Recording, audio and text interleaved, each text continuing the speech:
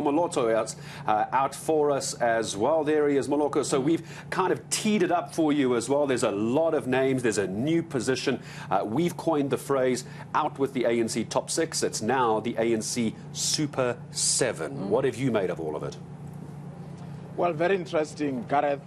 We must point out that the nomination, much awaited nomination of what initially was meant to be the top six, which is now the top 7, after the delegates agreed to amend the constitution of the party to include the first and the second deputy secretary general position of the African National Congress. Now, nominations started just before midnight and they lasted to about 3 o'clock this morning. So in other words, just like the delegates, also as journalists, we really did not get enough sleep because we had to follow each and every moment. Perhaps let's start by giving you the numbers.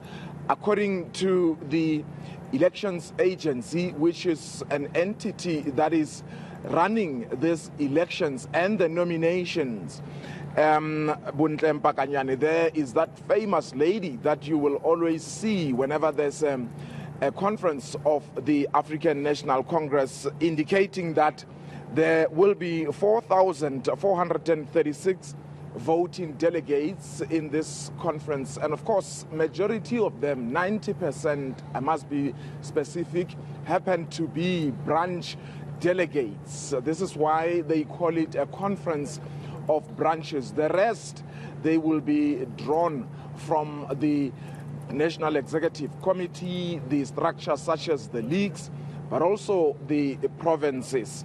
And they started by indicating, firstly, that from the branch nominations, the position of president is going to be contested by the incumbent Cyril Ramaphosa, who is being contested by the National Executive Committee member and former Health Minister Zweli Mkhize. So those are the two names that will be up for the position of president.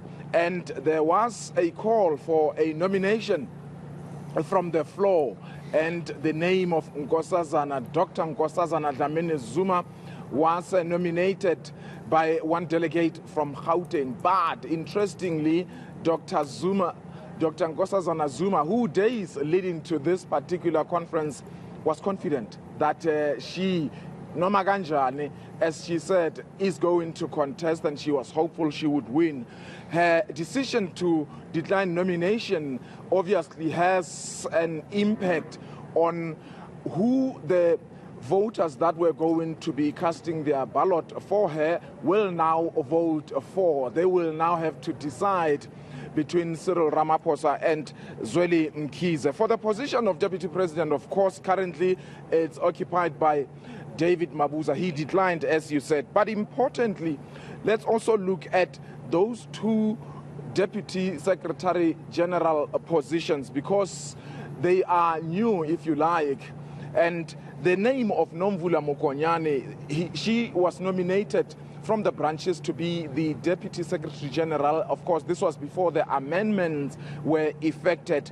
And for a long time, the people who were nominated from the floor to contest her declined. One of them, of course, being Phoebe Botchider, who was nominated from the branches. She declined to contest Nomvula Mokonyane. Initially, it appeared as if this was paving the way for Nomvula Mokonyane to be elected unopposed. And after the likes of Vuyiswa Tulelo, the former Secretary General of the ANC Youth League, who is now South Africa's ambassador to, I think, Vietnam, decided to withdraw because she was nominated in absentia. And other people as well, the likes of Marupini Ramokgopa, who is the advisor to President Cyril Ramaphosa on international relations matters, also declined to contest Nomvula Mokonyane there. But as it was going to be closed, the nomination for that first Deputy Secretary General position, the name of Tina Jumat Peterson was nominated from the floor, and she met the 25% threshold, meaning that she's going to be contesting. And Marubin Ramokgopa is now going to be contesting for the Deputy Secretary General position, along with one name that I must admit I've never heard of before last night, Ronalda Domanda. She's going to be contesting for that position. And Gwen Ramokgopa is joining the Boys League in the position of Treasurer General. She's going to contest Dr. Bejane Chauke Pulemabe and the chairperson of the ANC in Ekurhuleni Mzwandile Masina. Well, Moloko, of course, we're seeing there that a lot has changed just in a matter of a few hours. Yesterday, we were talking about a top 6. Today, we're talking about a super 7, top 7, position there with the addition of first DSG, second DSG. And the voting process expected at 9 a.m. should all things go well. Our thanks to our reporter, Moloko Moloto.